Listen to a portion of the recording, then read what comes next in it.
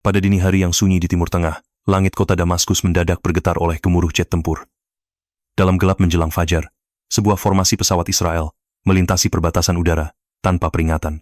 Target mereka, kantor kepresidenan Suriah di jantung ibu kota, tepat di lingkungan Kafr Sousse, yang selama ini dikenal sebagai area administratif dan pusat kendali politik.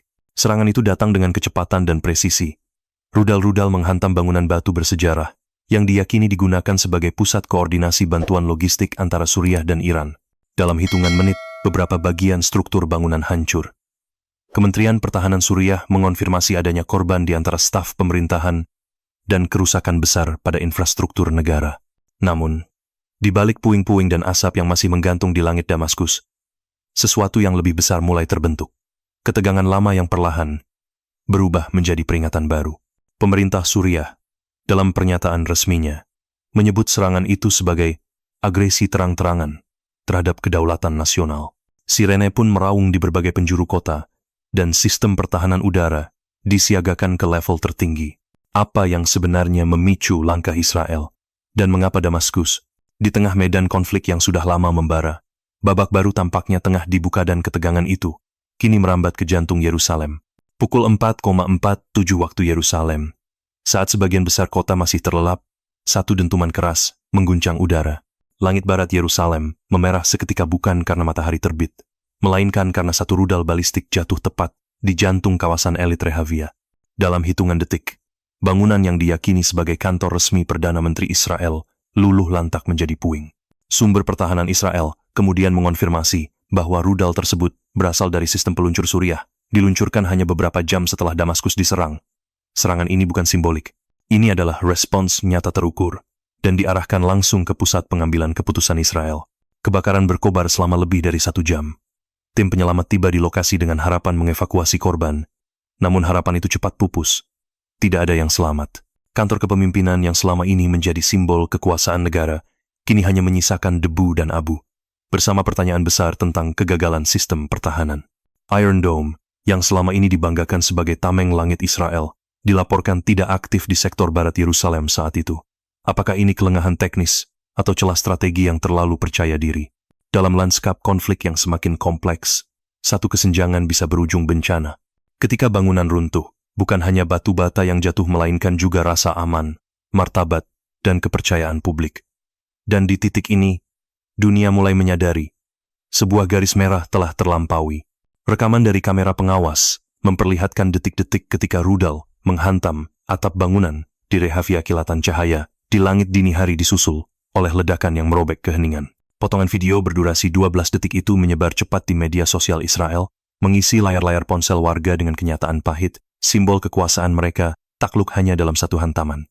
Di Tel Aviv, Haifa, hingga Ashkelon, gelombang kemarahan menjalar.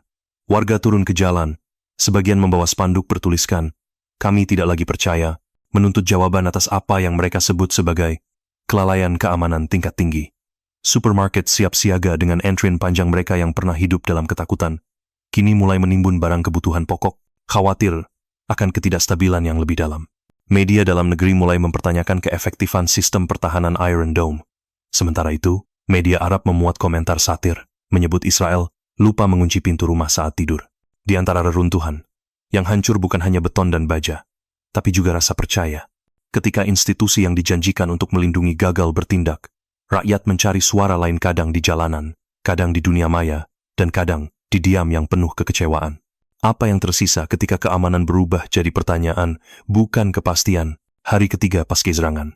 Di bawah gedung Knesset, di ruang bawah tanah yang dipersenjatai sebagai pusat komando darurat, Kabinet Israel mengadakan pertemuan tertutup. Namun satu kursi tetap kosong. Tidak ada pengganti sementara untuk Perdana Menteri yang gugur. Dan itulah yang membuat negara ini terperangkap dalam kekosongan komando di saat paling genting. Sumber dari lingkungan pemerintahan menyebutkan bahwa banyak keputusan strategis harus ditunda karena ketidaksepakatan antar Menteri Pertahanan, Keuangan, dan Intelijen. Komunikasi dengan wilayah selatan terganggu, sebagian jalur komunikasi militer terpaksa dialihkan ke sistem manual. Di luar, suasana tak kalah membingungkan. Rakyat bertanya-tanya, siapa yang memimpin saat ini? Apakah militer masih mampu mengatur? Apakah parlemen tetap utuh? Di pusat kota Yerusalem, seorang ibu dengan anak kecil di tangan berdiri, membisu di depan kantor pemerintah. yang kini dijaga 2 lapis barikade. Saya tak tahu harus percaya pada siapa lagi, katanya, lirih. Sementara itu, tekanan terhadap para jenderal kian meningkat. Media mengangkat tajuk bertanya, mengapa rudal itu bisa lolos? Mengapa Iron Dome diam? Dan yang paling dalam, bagaimana mungkin sebuah negara yang selama ini dikenal dengan kekuatan intelijennya, kini justru goyah dari dalam. Ketika kepemimpinan goyah, maka fondasi bangsa pun ikut retak. Dan inilah saat Israel menghadapi pertanyaan yang tak bisa dijawab dengan senjata. Siapa yang akan menyatukan mereka kembali? Pernyataan pertama datang dari New York. Di markas besar Perserikatan Bangsa-Bangsa, Sekretaris Jenderal Antonio Guterres berdiri di podium dengan wajah tegang. Ia menyampaikan keprihatinan mendalam atas hancurnya kantor Perdana Menteri Israel dan menegaskan bahwa menyerang simbol kekuasaan negara berdaulat adalah pelanggaran terhadap piagam PBB. Dunia, katanya, sedang berdiri di tepi jurang eskalasi yang tidak perlu. Beberapa jam kemudian, dari Brussels, Uni Eropa menggelar pertemuan darurat. Perwakilan tinggi urusan luar negeri Joseph Borrell menyerukan gencatan senjata segera dan tak diukir. Keugor semua band menahan diri, mendesak kembalinya jalur diplomasi sebagai satu-satunya jalan keluar. Namun di Kairo, Baghdad, dan Algiers reaksinya berbeda. Pemerintah Mesir, Irak, Aljazair, dan Lebanon menyatakan dukungan terbuka terhadap hak Suriah untuk membela wilayah dan kedaulatan nasionalnya. Pernyataan tersebut menggema di media lokal Arab, menandai kembalinya solidaritas regional yang selama ini retak. Dari Teheran, Iran mengirim sinyal yang lebih keras. Dalam konferensi pers malam hari, juru bicara pemerintah memperingatkan, jika Israel terus menyerang, sebuah aliansi regional akan mengambil langkah militer bersama. Batas diplomasi sedang diuji. Dunia menyaksikan bukan hanya reruntuhan beton, tetapi juga retakan halus dalam sistem keamanan internasional. Dan di giga panggung global ini, pertanyaannya menjadi sangat nyata. Apakah yang akan menyatukan suara dunia atau justru memecahnya? 2 bangunan simbol kekuasaan dihancurkan dalam waktu kurang dari 24 jam. Satu di Damaskus, kantor kepresidenan Suriah. Satu lagi di Yerusalem Barat, kantor resmi Perdana Menteri Israel. Dunia belum selesai memproses ledakan pertama, ketika ledakan kedua memperjelas sesuatu yang lebih besar. Eskalasi militer yang mendekati titik tanpa jalan kembali. Di markas PBB, suasana tegang. Para diplomat berjalan cepat di koridor kaca, menghindari kamera pers. Namun bahasa tubuh mereka mencerminkan satu hal, kekhawatiran. Untuk pertama kalinya sejak bertahun-tahun, sebuah negara Arab Suriah tidak hanya bertahan, tapi merespons secara langsung dan terbuka ke jantung pemerintahan Israel. Di lapangan, tensi terus meningkat. Citra satelit menunjukkan pergerakan pasukan Suriah ke sekitar dataran tinggi Golan. Sementara itu, Israel memindahkan sistem pertahanan udara ke utara dan menambah armada jet tempur di pangkalan militer Ramat David. Laporan dari Aleppo, Homs, dan Daraa menunjukkan bahwa logistik militer Suriah telah beralih dari posisi defensif ke mode ofensif. Dalam konferensi pers di Damaskus, Menteri Pertahanan Suriah menyatakan tegas, kami tidak lagi hanya bertahan, kami siap untuk berhadapan. Di Tel Aviv, Dewan Keamanan Nasional Israel mengadakan pertemuan darurat semalam suntuk. Menteri Luar Negeri Israel menyebut serangan ini sebagai bentuk deklarasi perang terselubung. Saat 2 simbol pemerintahan hancur, batas antara pembalasan strategis dan perang total menjadi semakin tipis. Kekhawatiran internasional meningkat. Apakah ini hanya babak awal? Kini, pertanyaannya bukan lagi, akankah perang terjadi? Melainkan, siapa yang akan menyalakan api berikutnya? Pagi masih gelap ketika drone militer kembali melintasi langit utara Israel. Kali ini, bukan hanya sebagai patroli, tapi sebagai tanda kesiapan menghadapi apa yang kini disebut banyak analis sebagai konflik 2 medan, 2 front yang berbeda, tetapi saling menekan. Di satu sisi, Suriah baru saja meluncurkan rudal ke jantung Yerusalem. Di sisi lain, Iran yang belum sepenuhnya reda setelah konfrontasi sebelumnya di Selat Hormuz.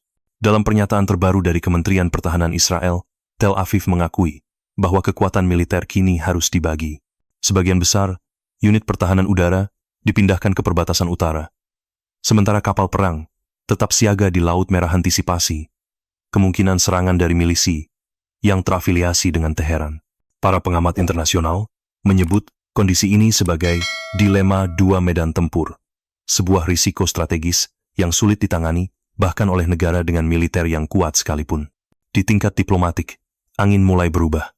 Uni Emirat Arab, Bahrain, dan Maroko yang sebelumnya menjalin hubungan normalisasi dengan Israel memilih diam. Tidak ada pernyataan resmi, Beberapa misi diplomatik dilaporkan mengurangi staf dan kegiatan publik. Tanda-tanda penarikan ke dalam zona netral menjadi semakin jelas.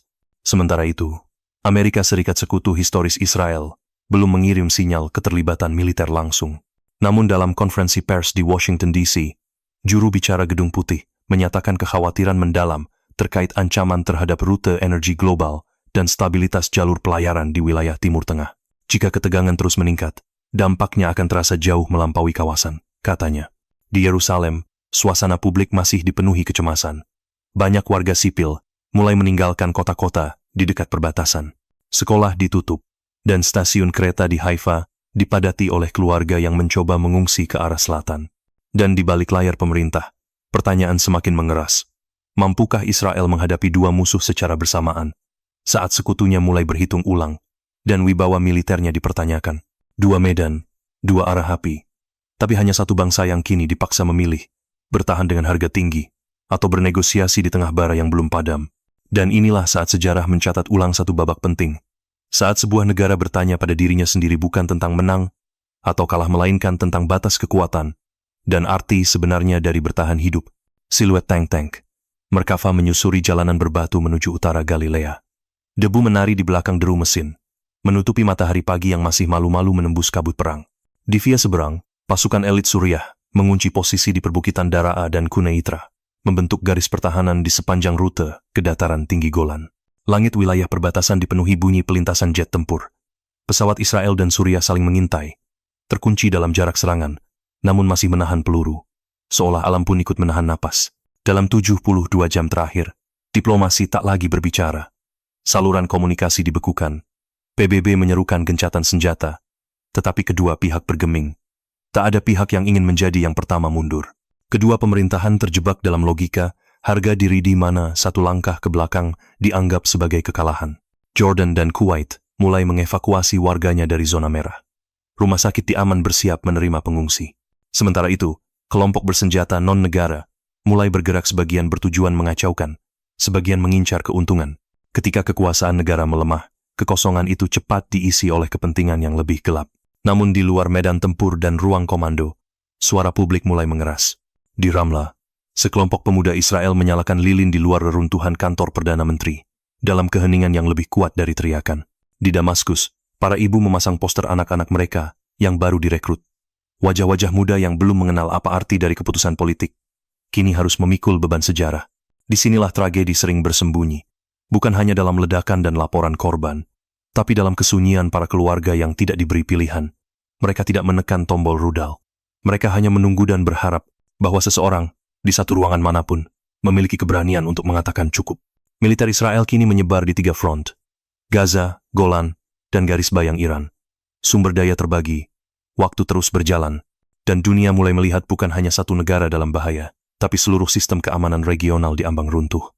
Pertanyaannya kini bukan sekadar soal strategi, tapi tentang masa depan. Jika satu peluru lagi dilepaskan, apakah kita masih bisa menghentikannya sebelum semuanya terbakar? Jika satu tembakan lagi melintasi perbatasan, berapa generasi harus membayar harga yang kita tolak untuk cegah hari ini? Konflik adalah hasil dari keputusan yang terlalu lama ditunda dan suara yang terlalu lama diabaikan. Namun perdamaian bukan sekadar mimpi. Ia dibangun dari keberanian untuk duduk di meja, bukan berdiri di parit. Mungkin sudah waktunya untuk menata ulang-ulang narasi.